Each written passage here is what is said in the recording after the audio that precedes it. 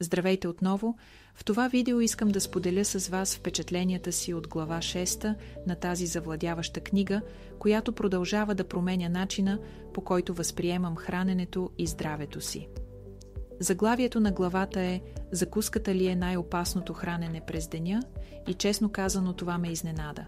Винаги съм вярвала, че закуската е най-важното хранене за деня. Така са ме учили от дете, така ни казват навсякъде.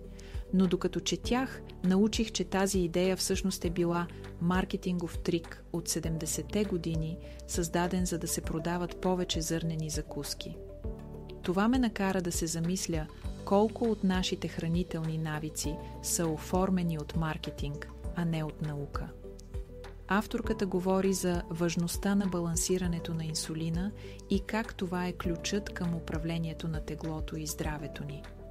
Тя обяснява, че чрез регулиране на времето и съдържанието на нашите хранения можем да контролираме нивата на инсулин и да подобрим благосъстоянието си.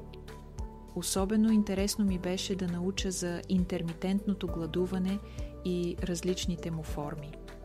Преди това бях чувала за гладуването, но винаги съм смятала, че е твърде трудно или дори вредно.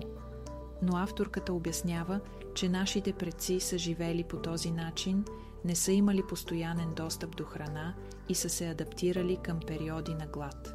Тя представя различни видове гладуване: времево рестриктивно хранене, гладуване между 13 и 15 часа на ден, гладуване от вечеря до вечеря, 24-часово гладуване веднъж или няколко пъти седмично, 36-часово гладуване за по-дълбоко прочистване и стимулиране на метаболизма, автофагично гладуване, стимулиране на клетъчното обновление чрез гладуване над 17 часа и ограничаване на протеина, диета, имитираща гладуване, ограничаване на калориите и протеина за стимулиране на стволовите клетки, сухо гладуване, избягване на храна и вода за кратък период, 3 до 5-дневно водно гладуване за дълбока детоксикация и обновяване на имунната система.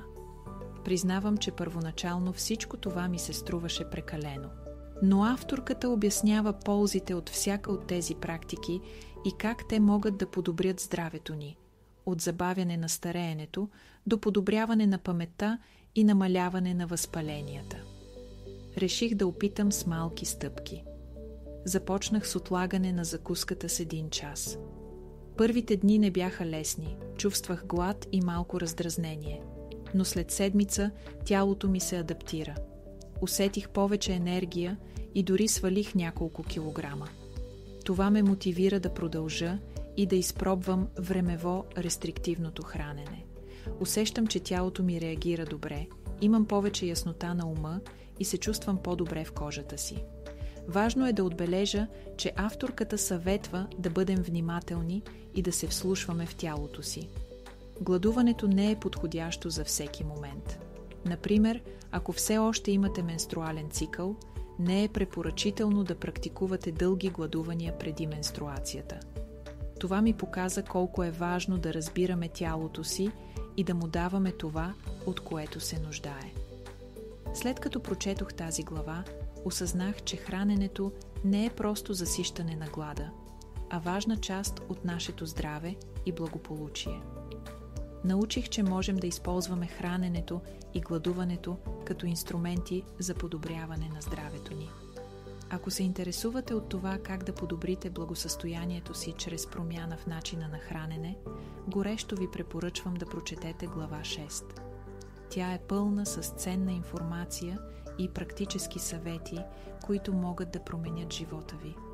Благодаря ви, че отново споделихте това пътуване с мен. Надявам се, че моите споделяния ви вдъхновяват и ви дават увереност да направите промени за по-добро здраве. До скоро!